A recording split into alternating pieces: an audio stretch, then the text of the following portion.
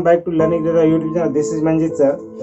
आज हम आप लोगों के लिए कक्षा 12 का जीव विज्ञान का क्लास अध्याय 2 पुष्पी पादपों में लैंगिक प्रजनन लेके उपस्थित है। तो आज जो हम टॉपिक पढ़ाने जा रहे हैं, जो अध्याय आपको पढ़ाने जा रहे हैं, इस अध्याय से पेपर में नेसेसरी है कि आपको क्वेश्चन पूछे जाते हैं। अब वेरी वेरी इंपॉर्टेंट क्वेश्चन है, इसलिए कि एक जो पौधों के बारे में हम लोग पढ़ रहे हैं कि पुष्पी पादपों में लैंगिक प्रजनन, ये लैंगिक प्रजनन यानी कि पुष्पी पादपों में कैसे होता है, ये 4 से 5 नंबर का क्वेश्चन आपका आता है। यानी कि फिक्स है कि ये क्वेश्चन पूछा जाएगा, हमेशा पूछा जाता है, यानी कि किसी वर्ष ही गैप होता है, नहीं तो रेगुलर ही पूछा जाता है। तो आइए हम स्टार्ट करते हैं कि पुष्पों में लैंगिक जनन कैसे होता है। जैसे हम लोग सोच रहे होंगे कि लैंगिक जनन पुष्पों में कैसे होता है, पुष्प तो भाई एक ही होता है। लैंगिक जनन के लिए 2 जनकों की आवश्यकता होती है, जैसे पिछले क्लास में हम लोग पढ़ चुके हैं। तो इसमें भी 2 मिलेंगे, जो एक नर भाग होगा एक मादा भाग होगा, जिनके संयोग से पुष्प का निर्माण होता है, यानी कि इनके संतति यानी कि भ्रूण बनता है। तो आइए हम इनको प्रत्येक को पार्ट वाइज पढ़ते हैं। तो पुष्प में 4 भाग जो होते हैं वही मुख्य भाग होते हैं, जिनके माध्यम से ये लैंगिक जनन संपन्न होता है। तो मुख्य भाग कौन कौन से होते हैं, चित्र देख पा रहे होंगे आप लोग यहाँ पे भी, और साइड में भी आपको चित्र दिख रहा है, वहां से आप देख सकते हैं। तो चलिए हम इस पे एक्सप्लेन करते हैं। इसको बोलते हैं बाह्य दल। क्या बोलते हैं? बाह्य दल। एक को बोलते हैं बाह्य दल और दोनों को मिलाए तो बाह्य दल पुंज बोलते हैं। बाह्य दल पुंज बोलते हैं, ठीक है। बाह्य दल पुंज को इंग्लिश में कैलेक्स बोलते हैं, कैलेक्स बोलते हैं, कैलेक्स बोलते हैं, ठीक है। अब ये एक भाग हो गया, ये जो बाह्य जो किसी भी पौधे में उसका पुष्प जो भाग होता है, इसमें पुष्प भाग ही लैंगिक जनन करता है, यानी कि जनन का कार्य करता है, यानी कि लैंगिक जनन का भूमिका जो निभाता है पौधों में, उसका पुष्प ही होता है। इसी में पुमंग जयंग जो भी पाए जाते हैं, उनके माध्यम से नर युग्मक मादा युग्मक संयोग करके और नए संतति का उत्पन्न करते हैं। चलिए हम एक्सप्लेन करते हैं, प्रत्येक को डीपली पढ़ते हैं। दूसरा इसका भाग होता है जो ये वाला भाग है, इस भाग को हम कहते हैं दल पुंज। क्या कहते हैं? दल पुंज। एक भाग को हम दल कहते हैं, लेकिन दोनों का कहेंगे तो दल पुंज कहा जाता है। और दल पुंज को इंग्लिश में पेटल कहते हैं। क्या कहते हैं? दल पुंज को इंग्लिश में कार्डेल कहते हैं। पेटल एक को पेटल कहते हैं, यानी कि दल बोलेंगे जब, अगर हम दल बोलते हैं एक भाग को, दोनों का नहीं, एक भाग को, तो हम उसको कहते हैं पेटल। लेकिन अब दोनों का हम जब कहेंगे तो दोनों को कहा जाता है कार्डेला। क्या कहा जाता है? कार्डेला कहा जाता है। दलपुंज को कार्डेला, ये पहला भाग और ये दूसरा भाग। अब तीसरा भाग जो आता है, ये जितने आपको पंखुड़ी के रूप में दिख रहे हैं, ये लोग दिख रहे हैं पंखुड़ी के रूप में, इन सबको मिला के अगर बोला जाए तो इसको बोला जाता है पुमंग। पुमंग जो ये सारे होते हैं पुमंग, पुमंग बोला जाता है इसको। क्या बोला जाता है? पुमंग बोला जाता है। आप पुमंग को इंग्लिश में बोलते हैं एंड्रो, लिख लीजिएगा, एंड्रो बोलते हैं।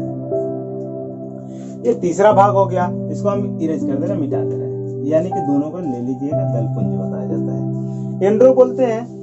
और जो मादा जो भाग होता है जिसको जयांग बोलते हैं, वो जयांग भाग कौन सा होता है?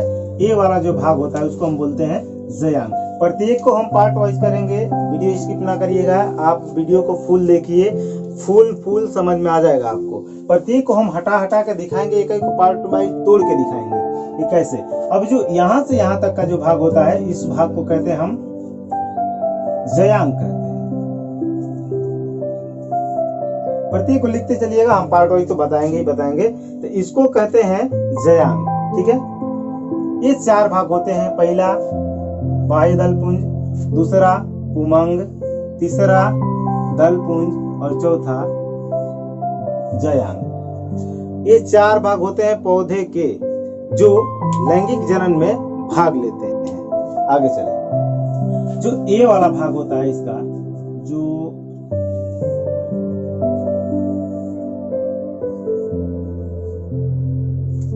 ये वाला भाग इसको हम कहते हैं पुमंग।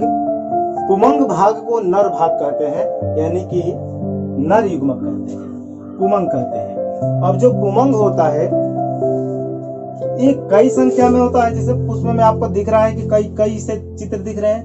प्रत्येक चित्र को अगर अलग अलग कहें तो उसे हम पुंकेसर कहते हैं, लेकिन एक साथ लेंगे तो उन्हें हम पुमेंग कहते हैं। तो इसको जो पूरे भाग को कहते हैं पुंकेसर। क्या कहते हैं?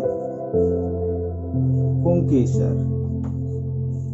यहां से और यहां तक के भाग को पुंकेसर कहा जाता है। ध्यान दीजिएगा बाबू, यहां तक और यहां तक के भाग को पुंकेसर कहा जाता है।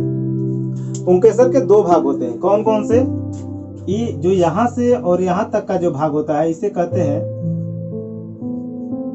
पराग कोश कहते हैं। क्या कहते हैं? पराग कोश कहते हैं। अगर पुंकेसर को इंग्लिश में लिखना चाहते हैं तो लिख लीजिए स्टोमेन कहते हैं, पराग कोश कहते हैं। अब पराग कोश को इंग्लिश में एंथोन कहते हैं। पराग कोश इसे कहते हैं। जो ये होता है यहां से और यहां तक का भाग, इसे बताते हैं तंतु। क्या बताया जाता है? तंतु, यानी कि इसे तंतु कहा जाता है। तंतु कहा जाता है, जिसे हम फिलामेंट कहते हैं। फिलामेंट, फिलामेंट कहते हैं। ये होते हैं किसके भाग? ये होते हैं पुमंग के भाग, यानी कि पुमंग के दो भागों में बांटा गया।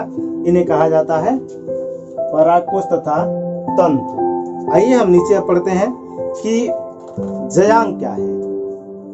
जयांग क्या है? जो ये वाला भाग दिख रहा है आपको चित्र में, यहाँ पे दिख रहा होगा किनारे पे आपको, जो ये वाले भाग को ये जयांग कहलाता है। इस वाले भाग को जयांग कहते हैं। बात समझिएगा एक।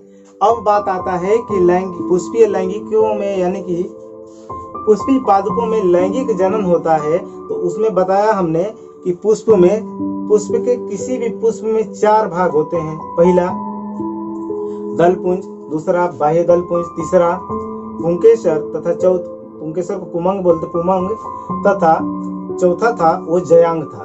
तो इसमें जो भाग होता है कि लैंगिक जनन में जो पुष्प में भाग जो होता है 4, उनमें से कौन से भाग लैंगिक जनन में सहायक होता है और कौन सा आवश्यक होता है, अभी जान लेते हैं। आवश्यक जो होता है जो लैंगिक जनन में पुमंग तथा जयांग होता है। बाह्य दलपुंज तथा दलपुंज बस इस सहायक चक्र होते हैं किसी भी पौधे में, जिसे सिंपली अगर हम देखें तो बहुत सारे पौधों में तो नहीं दिखता है, लेकिन अगर आप भिंडी का पौधा लेते हैं, भिंडी के पौधे में भी पुष्प होता है और उस पुष्प में इस प्रकार की संरचना होती है, जैसे आप लोग देख पा रहे होंगे। इस प्रकार की संरचना होती है उस पुष्प में, और ये होता है उसका फूल होता है, यानी कि पुष्प होता है। और यहाँ से क्या होता है, ऐसे करके थोड़ा सा ऐसी संरचना होती है। ये भिंडी के पौधे में भी होता है। तथा दूसरा है कि गुड़हल का पौधा, गुड़हल के पौधा में आपको जो चित्र दिख रहा है ना साइड में, यानी कि गुड़हल के पौधे में सिंपली आपको दिख जाएंगे। चित्र आपको नीचे दिख रहा है अभी, कि नीचे वाले चित्र में आपको दिख रहा होगा, जैसा चित्र दिख रहा है वैसा गुड़हल के जो फूल होते हैं वो सेम होता है वैसा। तो गुड़हल के पुष्प में आपको देखने को मिल जाएगा कि जो बीच वाला होता है जो वर्तिकाग्र कहलाता है, इसमें वर्तिका पाया जाता है।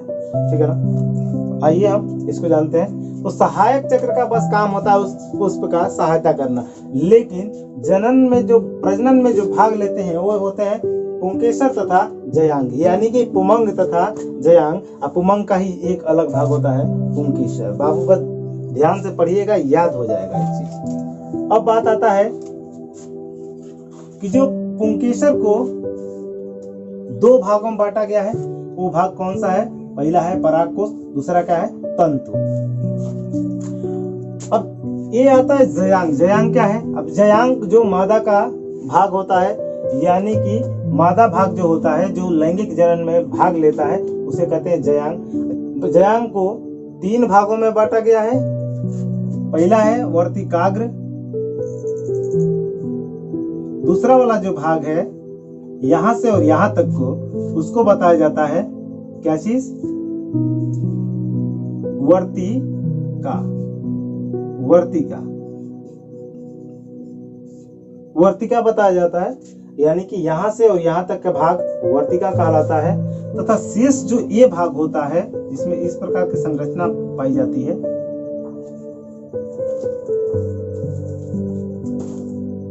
इस प्रकार के कुछ संरचना पाई जाती है। इस भाग को अंडाशय बताया जाता है, यानी कि ये भाग अंडाशय कहलाता है। वर्तिकाग्र तथा ये भाग यहाँ से और यहाँ तक का जो होता है वो कहलाता है अंडाशय। अंडाशय। ये 3 भाग हो गए जयांग के। बात समझ में आ रहा होगा। अगर इंग्लिश लिखें तो जयाशय का, अंडाशय का इंग्लिश होता है ओवरी। ओवरी मीन्स अंडाशय। अब आगे हम पढ़ेंगे ये चीज। आगे आइए देखते हैं कि जो अंडाशय होता है तो अंडाशय में ही मादा युग्मक का जन्म होता है।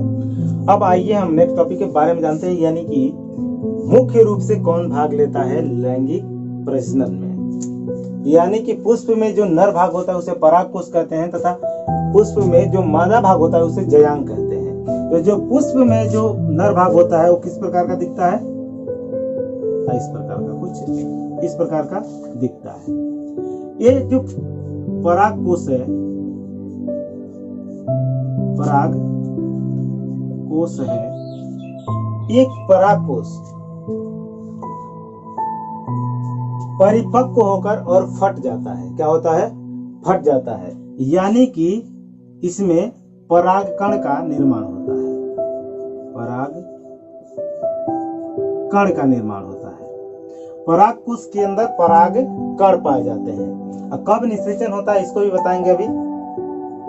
तो ये होता है नर भाग। नर भाग किसमें? पुष्प में। लेकिन मादा में जो मादा भाग होता है, यानी कि पुष्प में जो मादा भाग होता है वो होता है ये वाला भाग। कौन सा भाग? अंडाशय को अंडाशय, अंडाशय ये मादा भाग होता है। क्या होता है? मादा भाग। कहाँ पे? पुष्प में। और मादा भाग जो होता है अंडाशय का, यानी कि अंडाशय और नर भाग परागकण एक दूसरे से जब संलयित होते हैं तो निषेचन की क्रिया पूर्ण होती है, अर्थात लैंगिक प्रजनन हो जाती है पुष्प में। अब आइए देखते हैं बाबू कि आगे निषेचन की क्रिया कैसे होती है पूर्ण, इसके बारे में जानते हैं। अब थोड़ा सा इसमें एक और बात जान लीजिए कि जो ये अंडाशय है इसमें जो अंडाशय है इसमें अंड कोशिका पाई जाती है। इसी को अंड कोशिका बताया जाता है, यानी कि ये अंड कोशिका है। अंड कोशिका कौन सी? ये वाली अंड कोशिका है। इस भाग को बताते हैं बीजांड। क्या कहते हैं? बीजांड। अब आपको बात पता है कि जो बीजांड होता है वो बीजांड में ही अंड कोशिका पाई जाती है, यानी कि बीजाणु, मादा का बीजाणु और नर का शुक्राणु दोनों संलयित करते हैं तो युग्मक निर्माण होता है, यानी कि भ्रूण का विकास होता है। तो ये जो है बीजांड के अंदर, यानी कि ये अंडाशय भाग कहां से कहां तक कहलाता है? यहाँ से और यहाँ तक, यानी कि बाहरी वाला इसका आवरण ही यहाँ से यहाँ तक कहलाता है अंडाशय भाग। लेकिन जो ये होता है बीजांड होता है और एक का कहलाता है अंड कोशिका होती है। क्या होती है? अंड कोशिका, यानी कि मादा युग्मक। मादा युग्मक इसको अंड कोशिका बोलते हैं। अंड कोशिका। देखिए वीडियो लंबा हो या छोटा उसको डिटेल्स में समझ में आना चाहिए, ना कि छोटा सा वीडियो पढ़िए समझ में ना आए तो कोई फायदा नहीं। बार बार बात बताया जा रहा है, सिंपल ही आप समझिए और बेहतर तरीके से आ जाएगा। एक बार आ गया तो बार बार समझने की पढ़ने की जरूरत नहीं पड़ेगी। पेपर में अच्छे से कॉपी लिखा जा सकता है, यानी कि अच्छा नंबर, इससे ज्यादा नंबर उठाया जाता है, इसलिए कि ये क्वेश्चन आता ही आता है आपका फिक्स है। अब बात आ गया कि मादा युग्मक यानी कि अंड कोशिका, ये कैसे परागकण, जो परागकण होते हैं ये कैसे परागण की क्रिया करते हैं पुष्प में। तो आइए इस बात को भी जान लेते हैं कि कैसे परागण की क्रिया होती है, यानी कि निषेचन कैसे होता है। तो ये हमारा पुष्प का भाग है, ध्यान दीजिएगा।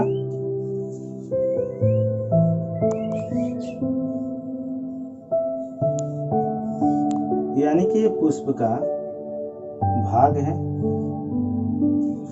और यहाँ पे जो होता है वर्तिकाग्र, यहाँ पे जो होता है इसको कहते हैं हम लोग क्या बोलते हैं इसको, पुंकेसर, यानी कि उमंग का एक भाग उसे पुंकेसर कहते हैं। इसे कहते हैं हम लोग परागकोश। ये परागकोश। अब ये जो परागकोश है, ठीक है, अभी जो ये परागकोश परिपूर्ण होकर पराग कण का निर्माण करता है। परिपूर्ण होकर जब फटता है तब भारी संख्या में पराग कण निकलते हैं, और ये पराग कण भारी संख्या में निकलते हैं। यहाँ से हवा के माध्यम से, पानी के माध्यम से, कीट के माध्यम से यहाँ से उड़ करके वर्तिकाग्र तक पहुंचते हैं, वर्तिकाग्र तक पहुंचते हैं, वर्तिकाग्र तक पहुंचते हैं। और यहाँ पे पराग कण अंकुरित होकर एक पराग नलिका बनाती है, यानी कि अंड नलिका इसको हम बोलते हैं। जो बनाती है उसे हम पराग नलिका बोलते हैं। क्या बात बोलते हैं? ये बनाता है पराग नलिका, और ये पराग नलिका अंडाशय तक पहुंचती है, यानी कि अंड कोशिका में पहुंच करके यहाँ पर भ्रूण का निर्माण करती है, यानी कि भ्रूण का निर्माण करती है, भ्रूण का निर्माण करती है। अब भ्रूण में ही शिशु का निर्माण होता है। तो उस प्रकार से जब ये भ्रूण विकसित हो जाता है और विकसित होकर के बीज बनाता है, बीज बनाने के बाद पौधा अंकुरित होने लगता है। तो पौधा होकर अंकुरित होता है, यानी कि एक नए पुष्प का निर्माण करता है, फल का निर्माण करता है, और यहाँ से ये फल एक वृक्ष का रूप धारण करेगा। So thank you. आज अगले वीडियो में हम पढ़ेंगे इसके डिटेल्स के बारे में। परागकण क्या है, चाहे इसके कितने भाग होते हैं, ये मादा भाग क्या है, यानी कि नर भाग, पुष्पों में नर भाग और मादा भाग को हम डिटेल्स में अगले टॉपिक में पढ़ेंगे, यानी कि अगले वीडियो में पढ़ेंगे। आज के लिए बस इतना ही। तो दोस्तों वीडियो को लाइक करें, सब्सक्राइब करें, और वीडियो को जरूर शेयर करें अपने दोस्तों के साथ, क्योंकि दोस्तों बनाने में, इस वीडियो को बनाने में बहुत मेहनत लगता है, तो एक लाइक तो बनता है। सो तब तक के लिए थैंक यू।